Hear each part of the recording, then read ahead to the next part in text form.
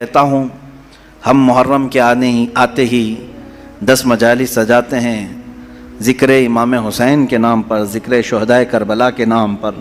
یہ کوئی نئی بات نہیں ہے، برسوں سے یہ ریت چل رہی ہے، اور ہمارے مشائخ، ہمارے علماء، اسلاف سبوں نے سنایا اور ہم تک منتقل کیا۔ ہم بھی سنا رہے ہیں، اپنے بچوں کو منتقل کر رہے ہیں۔ کل یہ ہمارے بچے اس ممبر پر بیٹھیں گے اور یہی تذکرے سنائیں گے۔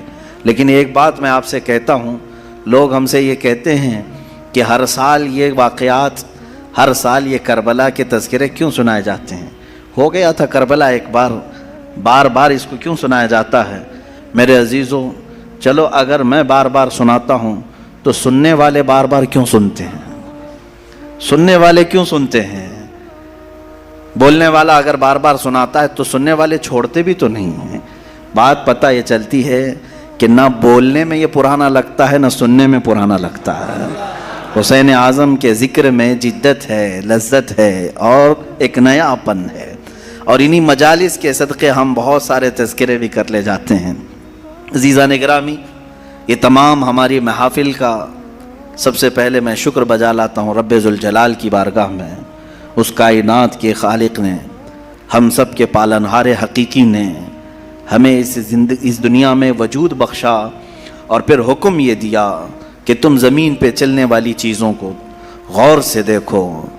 قل انظروا ماذا فی السماوات والارض، تم آسمانوں میں غور سے دیکھو کیا کیا چیزیں ہیں۔ یہ کیوں دیکھنے کا حکم بار بار رب تعالیٰ ہمیں فرماتا ہے؟ اس لیے کہ تم مجھ تک پہنچ سکو، رب تعالیٰ کی معرفت تمہیں حاصل ہو جائے۔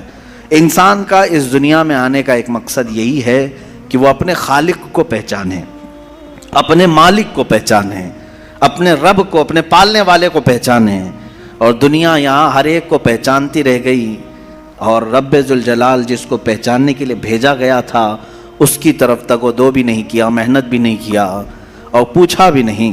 میرے عزیزو، لاکھوں راستے ہیں اس مولا کو پہچاننے کے، اس کے باوجود آج لاکھوں انسان گمراہ ہیں، مشرک ہیں، کافر ہیں، کچھ تو خدائے ذوالجلال کا انکار کرنے والے اور کچھ غفلت میں موجود ہیں۔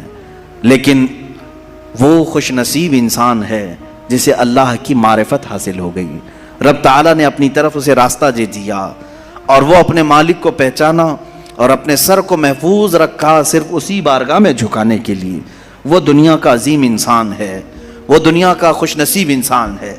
باقی سب جو بھولے بھٹکے ہیں، راستہ بھٹکے ہوئے ہیں، ان کے لیے ہمیں کہا گیا کہ تم انہیں سیدھے راستے کی طرف بلاؤ۔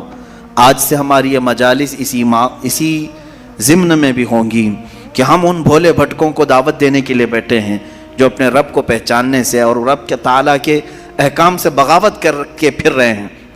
عزیزان گرامی، اب آپ سب کی بارگاہ میں جو چیزیں میں عرض کرنے جا رہا ہوں وہ بہت توجہ سے سنیں، توجہ سے سنیں کہ یقیناً اللہ عز و جل رب ذوالجلال، اس کی بہت ساری صفات ہیں، 99 صفات آپ نے سنا بھی ہوگا۔ اسماء حسنہ میں اللہ رحمان ہے، رحیم ہے، کریم ہے، حلیم ہے، عظیم ہے، غفار ہے، جبار ہے، ستار ہے، قہار ہے، یہ سب اس کی صفات ہیں، اور ہر صفت کو پہچاننے کے لیے زندگیاں لگ جاتی ہیں۔ اللہ تبارک و تعالیٰ کی بارگاہ میں پہنچنے کے لیے انسان زندگیاں لگا دیتا ہے، اور بعض لوگ یہ سمجھتے ہیں کہ ہم گھر بیٹھے ہی اللہ تعالیٰ کی معرفت حاصل کر لیں۔ ایسا نہیں ہے میرے عزیزو۔ آج سب سے پہلے چیز میں یہ عرض کرتا ہوں، آخر خدا ہے یا نہیں؟ کسی نے دیکھا نہیں، سوال تو ہے ہی ہے۔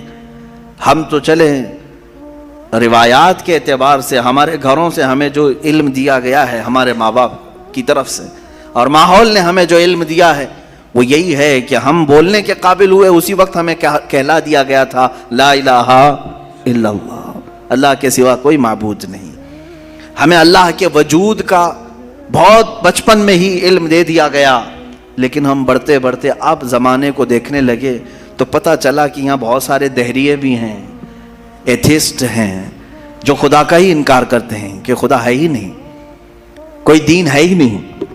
آج میں ان کے سلسلے میں عرض کروں گا کہ آخر ایسا کیسے ہو سکتا ہے کہ کوئی خدا ہی نہیں؟